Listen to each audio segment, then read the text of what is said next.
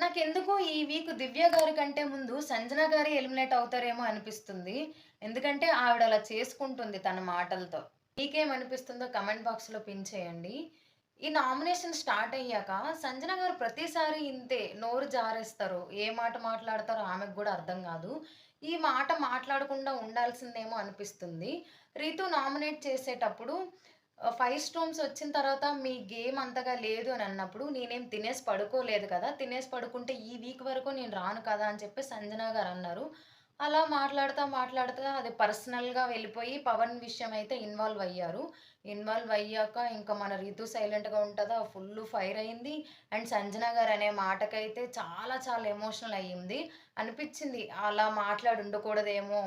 ఈ పాయింట్ అయితే నాకంతగా కరెక్ట్ అనిపించట్లేదు. సో, మీకేమనిపించిందనేది కామెంట్ బాక్స్‌లో పిన్ చేయండి.